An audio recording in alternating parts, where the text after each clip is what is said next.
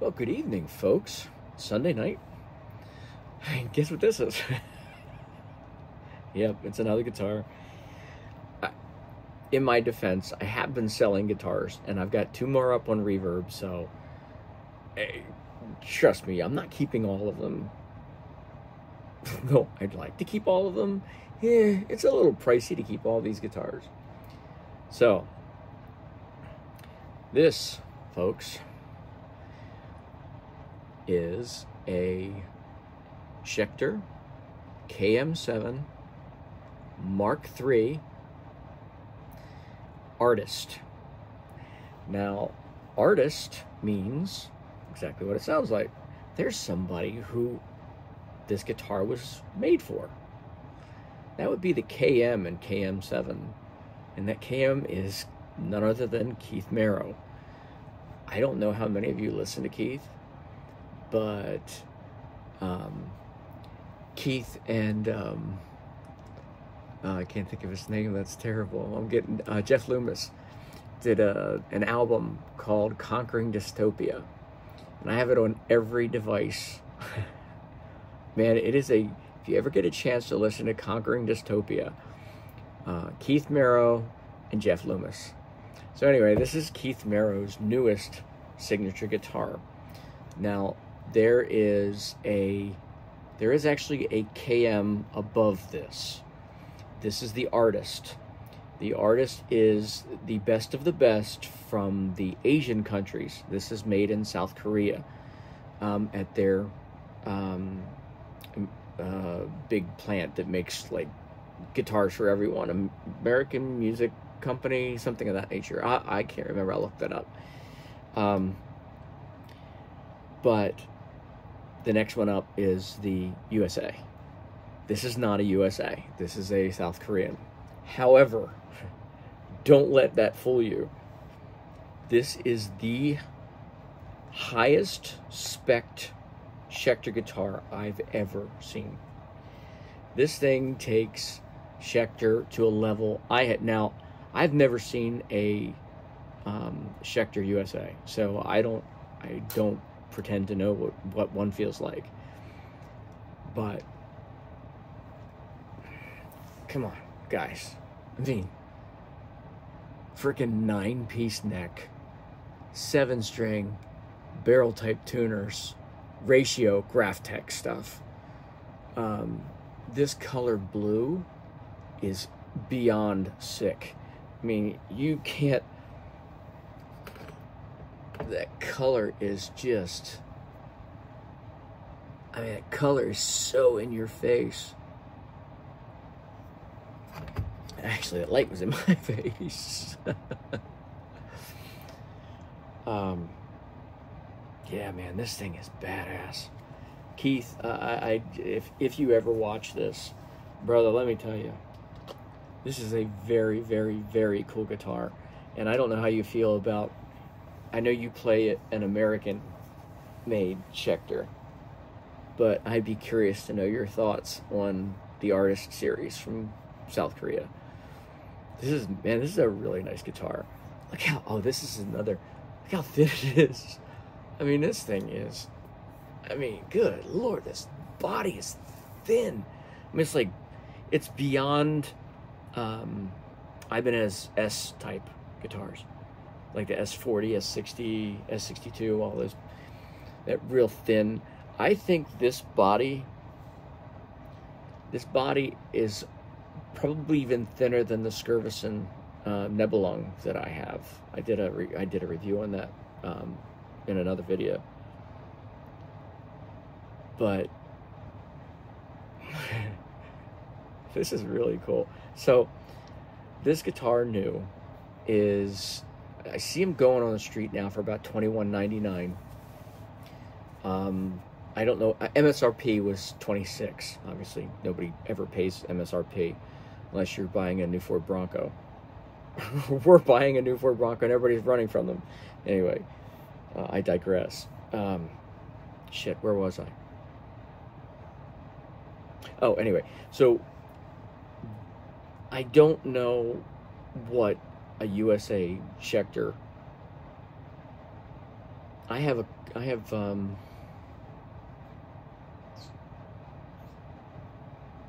I have 3 American-made instruments, all high-end, and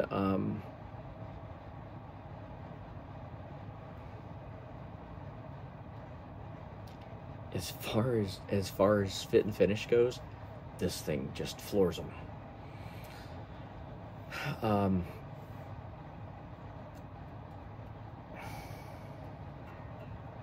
I don't know what to say about this thing other than I know I say I love. I mean, of course, I love guitars. I like guitar, but I mean, there's just so many great guitars, so many fantastic guitars, and this just happens to be one of them. And one day, in the near future, I'd like to get a hold of one of Jeff Loomis's signature guitars. I forget who he went with. I think he left Schecter, but he was with originally with Schecter, and he had a really cool guitar. It was red satin finish with a huge 7-string maple fretboard. It had a Floyd Rose tremolo in the back. It was just such a beautiful guitar. I've never had the opportunity to play one. Even one of those I'd like to play. Anyway, so this has Lundgren pickups, and Lundgren pickups are Switzerland. I think they're made in Switzerland.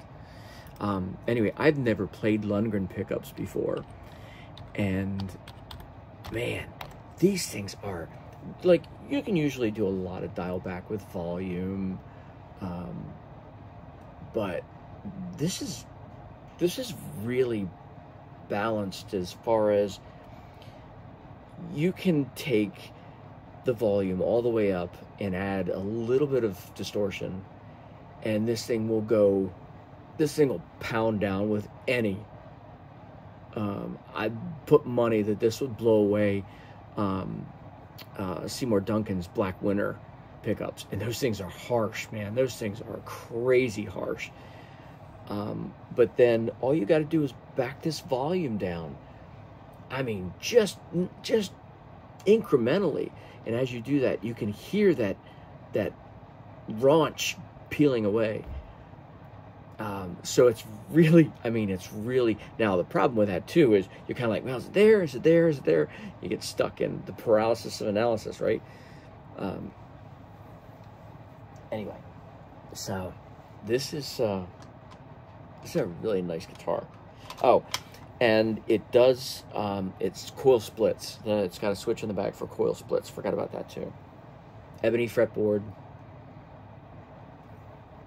And it makes, so I don't know if any of you have ever heard of Distant Dream, the instrumental band. I don't know where they're out of, but I love their music. It's this ambient metal type.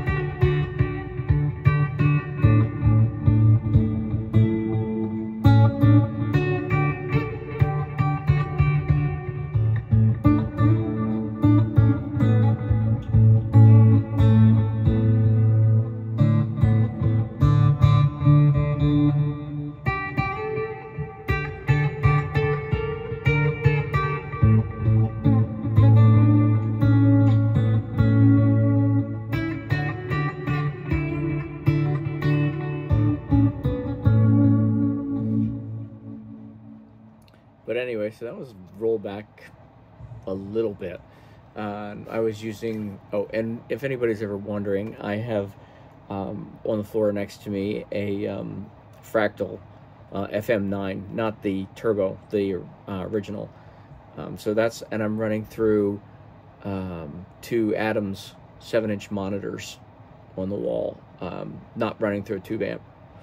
Honestly, with this setup, I don't see any need for, I really don't see any need for tube amp. So this is a patch from one of my favorite guitarists of all time, and he's newer on the scene. So he's been around a long time playing, but Andy James, oh my God, that guy can play.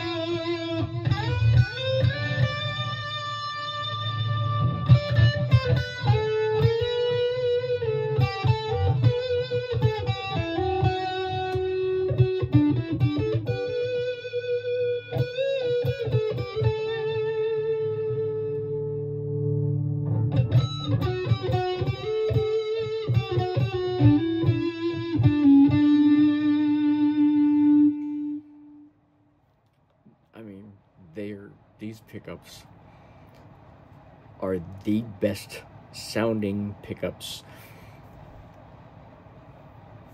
So I like DiMarzio pickups, and so far my favorite pickups have been the Steve I line of pickups, as far as what I like to hear in pickups. And the Dark Matter 2, and then the Pia, the Utopia pickups. They're very good pickups, especially Utopia. Seymour Duncan, I mean, bar none, I think they're the deepest sounding, richest sounding pickups. I think DiMarzio kind of misses that sound that Seymour Duncan has that I don't think anybody else could, that I didn't think anybody else could compare to. Now, bare knuckle pickups, holy shit, man, those things are insane. And they make so many great pickups. There's a couple, especially boutique pickup guys out there, or girls, and but these pickups, man, these are good. Even if this guitar was mediocre at best, these pickups would make it sound like $3 million guitar. Not exaggerating. If you haven't played Lundgren M7s in something, they are fantastic sounding. Anyway, so that's all for this evening. We just got back from vacation, and my butt is dragging. But I wanted to do this video because I was really thinking about this guitar while I was away. I didn't like it at first. There was something about it. And I got it last week. And one night I sat down and I just started messing around with it, and it just started to ring true. And when I came home tonight, I was thinking about playing the whole time we were on vacation. And came downstairs to play, and I started to pick up my Beluga and Blogger, and I was like, nah, I think I'm going to try the Schecter. And I picked it up and I started playing it. Oh my God, this thing sounds amazing. I don't know what it was in the beginning when I pulled it out of the case. There wasn't a case, which really shocked the hell out of me. How in the hell can Schecter sell a guitar of this quality without even a freaking bag? Are you shitting me? Schecter, I hope you heard that. That's ridiculous.